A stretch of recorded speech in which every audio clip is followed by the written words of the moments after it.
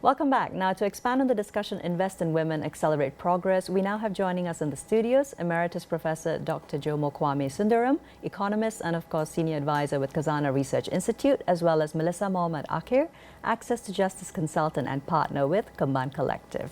Welcome to studios. Thank you so much for making time. Prof. Jomo, if I could start off by asking you to touch lightly on actually the origins of the IWD commemoration, and after that going into some more specific areas. Right. Thank you very much. It's a great honor to be here to participate in this particular event. I think it's the International Women's Day started off as International Working Women's Day. And it's important to recognize this because it started off because of the struggle of garments workers in New York in 1909, and then later on it was internationalized. But for many years it was not marked in this country, and it was only fairly recently that it was marked. But there were struggles involving women's welfare and concerns dating back many decades in the 20th century. And I think it's important for us to recognize that the vast majority of women work. Even if they do not earn a wage or salary, they are working. Absolutely. And there's a great deal of work which women do, which is now called care work, which is unpaid.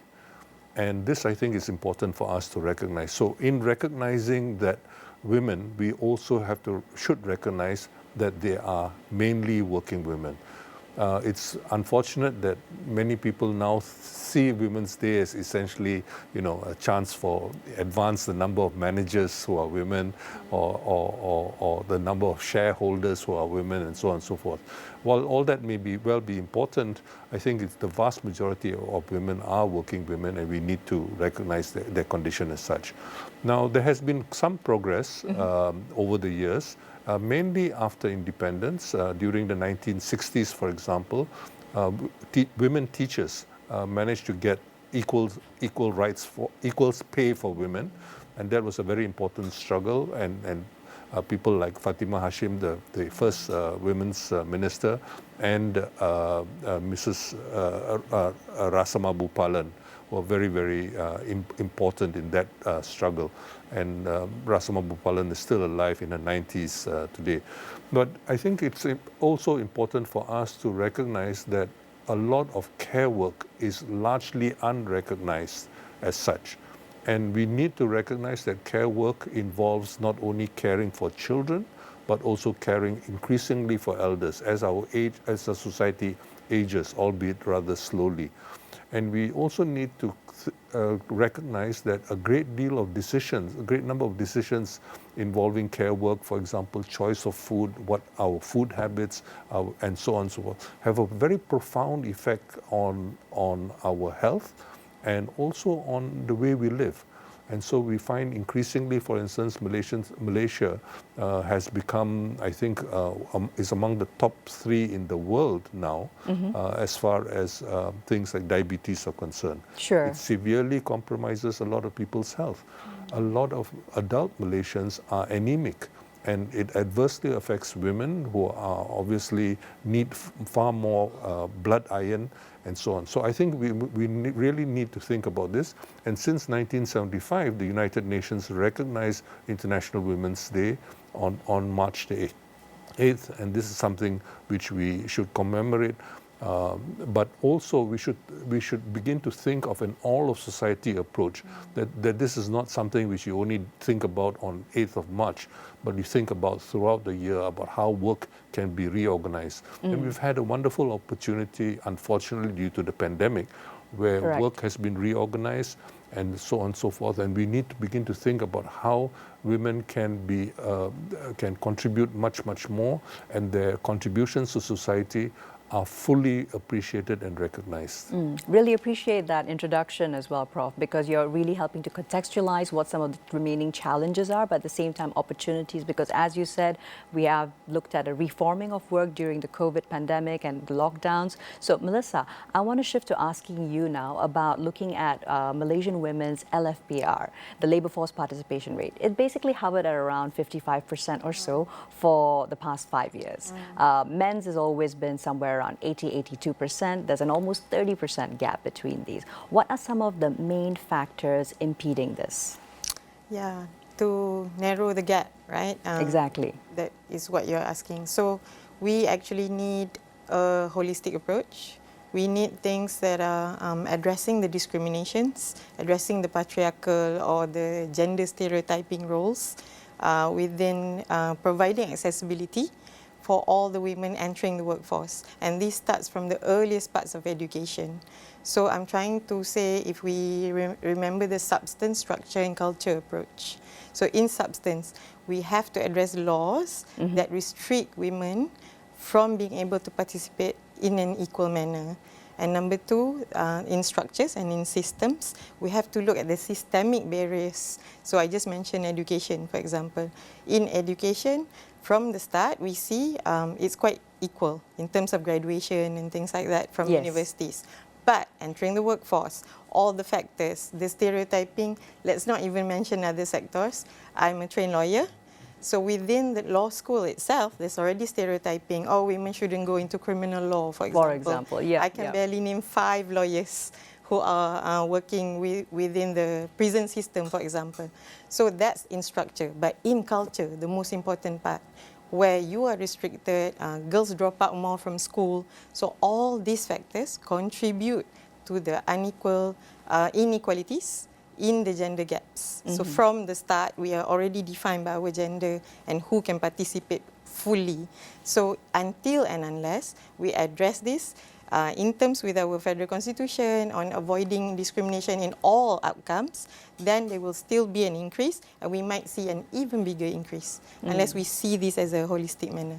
Exactly. I really resonate with some of the issues that you brought up, which is particularly talking about barriers for employment. Now, it's very interesting as well, Prof, and I was reading about the World Bank's latest Women, Business and Law report that has pretty much just dropped, and they have observed, according to a fresh new set of parameters, that the barriers for the gender gap in the workplace are actually more deep than they had ever thought before. It was thought to be there's only about, we are about 77% on par with men. It's turned out now that it's about 64% on par.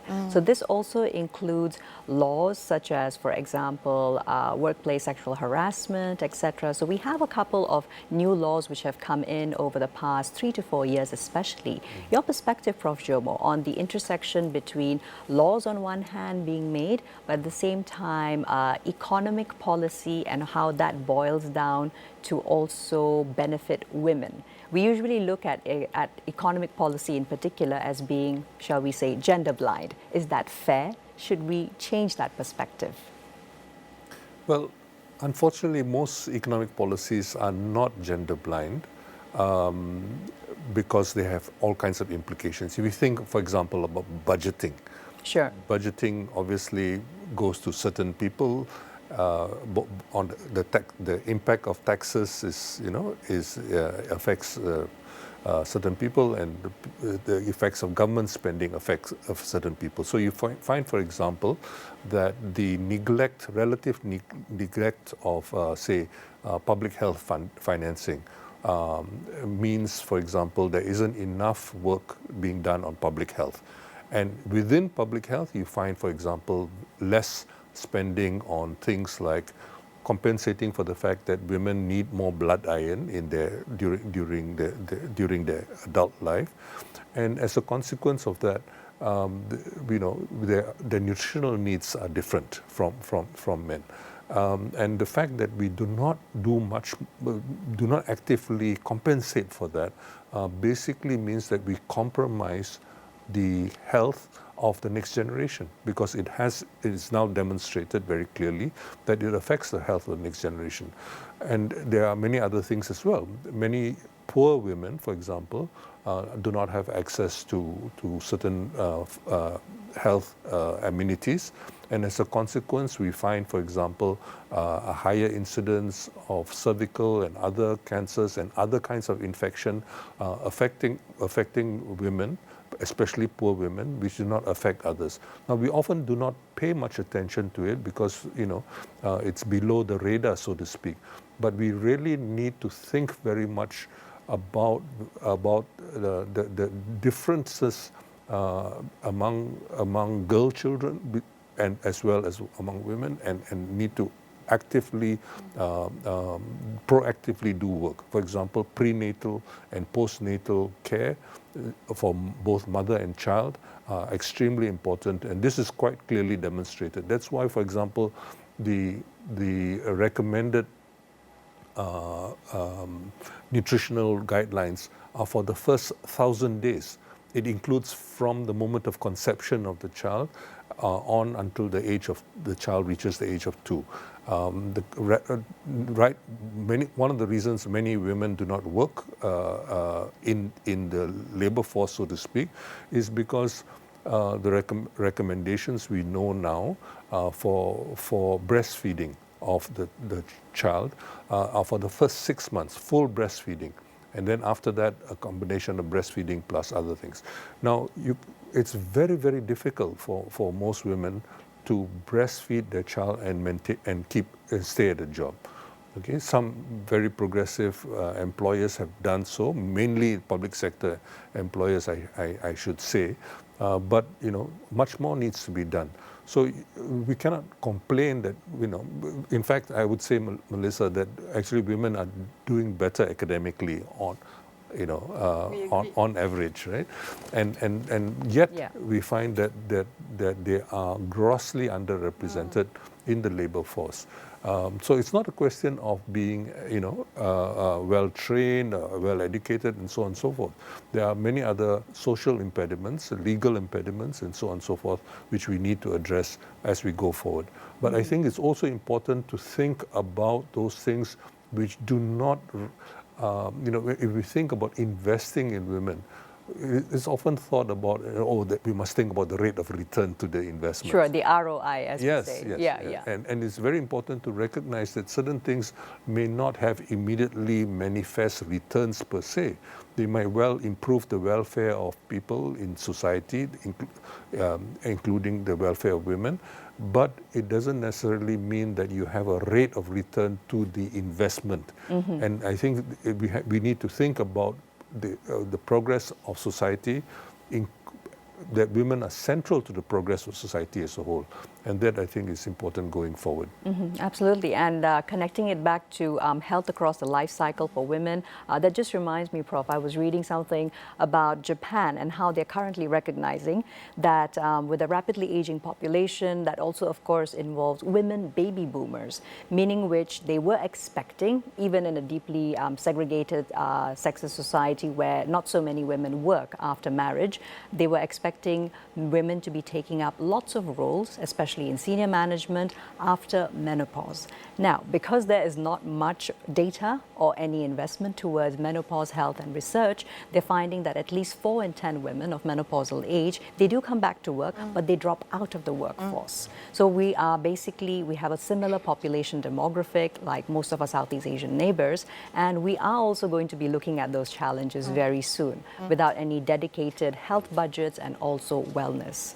Thank you for that. From there, Melissa, let's now go into perhaps a deeper insight into why women quite often, even when they are employed, if informally, they do especially tend to occupy roles in low-paying or more informal industries. Yeah, I'd like to also take up the thread earlier. Sure. So the key word was dropout. So as was mentioned, those that stay in school do well. But there's a high rate of dropouts, especially post-pandemic. In a lot of families, the choices of who gets educated Are better gendered, yeah. are gendered. One, in the workforce, you've just pointed it out, the dropouts before you reach the top leadership positions is the second factor. In work, and in their realities. So dropouts are linked to the keyword of their lived realities and lived experiences. So lived experiences, what do I mean from there, is the conditions of work. So let's say if we go into the supposed lesser skilled work, just on the fields and in the plantations, how it doesn't match the reproductive health of women. There's no period leave. Some are exposed to pesticides, to give some example. Period poverty. Period poverty, and they don't get the facilities if they have children, things like that. But the larger picture, so for the international labour standards, 190 in particular, where Malaysia is still not fully committing to being completely safe in the workplace. So when I say safe, just now I mentioned maybe workplace hazards as it's typically known, but you've just mentioned laws like anti-sexual harassment. But how is that manifested from the start in prevention, in addressing complaints, in addressing cases, up until you get remedies that are meaningful and the harassment is stopped? So again, back to the point about people dropping out. If the top leadership position, a lot of them are men, and older men are some of the highest statistics of alleged perpetrators. Yes. And even, once again, I bring back to my industry, the legal profession alone, in KL and Selangor, there's a high incident from the start of their work time up until the end when they're in senior positions of sexual harassment. Then the workplace is not safe. Just those points alone can be the barriers in the system that we're talking about. Exactly, and also not to even speak about the fact that in general, sexual harassment and abuse laws do not cover public spaces, transit. So if you're not safe to, in that sense, commute to work harassment-free, that is also going to reduce the likelihood that you will work. Yeah, right? the definition of scope of work. Correct. Yeah. And also picking up on the thread of the fact that there is only one peak in the labour force when it comes to women in Malaysia. 63% of women who were surveyed by DOSM, Department of Statistics, labour force participation survey for 2022 said it was housework and care work duties that prevented them from actually taking up work. So there's clearly a big disconnect. From there, Prof. Jomo, so I wanted to ask you, what would be the value of actually collating data that is gender disaggregated for influencing economic policy? I'd also like to perhaps get your thoughts on some very interesting data which came out from Nobel Prize in Economics 2022, Claudia Golden's work and her research around so-called greedy work and how this penalizes female workers. So if you're not collecting that kind of data for Malaysia, what are we missing out on? Well, to be sure, the data which is collected in Malaysia is collected honestly and relatively competently by the Department of Statistics. The question is the degree of aggregation and how meaningful it is. For example, if you take textiles and garments, they are aggregated together as one particular sector. Sure. Textiles is almost entirely male. They are exposed to, say, brown lung disease because of cotton dust flying around the workplace and so on and so forth. The women in garments often do not figure in the workforce because they are not wage workers. They are involved in piecework. They get the materials with which they are supposed to work, and then they work from the home often. And so we have an undercounting of women as a consequence. But my former student and later colleague attempted to estimate the actual number of people in textiles and garments in the 1980s. Right. And it was actually almost 200,000. Okay? No, 200,000 was the highest single sector, even exceeding electrical and electronic. Electrical and electronic was a sector which was predominantly women. And there are specific problems which are posed by doing some of that kind of work.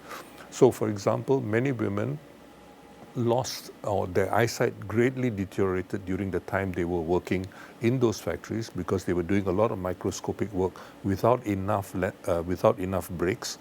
And after those years working in those factories, what happened to them? They were Exactly. basically... It's so invisibilized. Yes. Yeah. And so they were, so it was seen as natural that they become homemakers. But I think we really need to begin to think about this, and a lot of our laws and regulations are very antiquated, because, for example, the nature of work has changed so much, and the nature of the laws and the regulations have not kept up with that, and and a lot of the onus on the employer to ensure a safe working environment and so on is taken away by the current interpretations of SOCSO. So you have, the earlier, Dato Sri Nancy Shukri talked about the differences in Sabah and Sarawak. Sabah and Sarawak did not get involved, did not adopt the same legislation until much, much later. And what we found is that in Sabah and Sarawak, workmen's compensation, men, notice. Fair enough, yes. Workmen's compensation laws continued to operate long after the Malaysian employers, Peninsular Malaysian employers were no longer required. So we need to keep up, the data is important. The data is perhaps not detailed enough to capture some of the nuances. But this is a problem in many, many societies. There are problems with US data, with a lot of Western data, and so on and so forth. So I think what we need to do is do better with the information which we have, And we also have a situation where previously the line ministries were responsible for a lot of data. The Agriculture Ministry, for example, used to collect data on agriculture. The Human Resources Ministry, previously known as the Labour Ministry, collected a lot of their own. Now, there were problems, obviously, which were raised by that. Now, the centralization of data with DOSM has its advantages because they are much more rigorous and professional in many ways.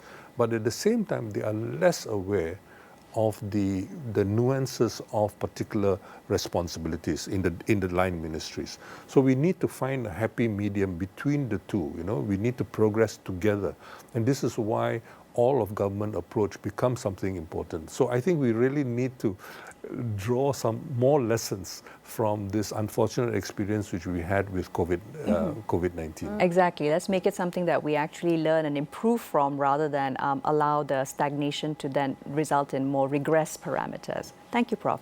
Melissa, so picking up from also what Prof was mentioning, so of course, great data will also then influence our policy and of course, ultimately budgeting. So let's talk briefly about gender-responsive budgeting and how Malaysia should be using it to empower women. And I hope to be ending with this as a nice little roundup to everything that we've been discussing, and how it's also the responsibility of not only the Women's Ministry. We need to have other ministries that are relevant involved in this. So if I can capture in an umbrella manner, if we imagine that. Sure. So when we say gender, it's supposed to be all genders. It's not just women. And then to capture the nuances of gender-responsive budgeting, it's still interrelated to the data point that was raised.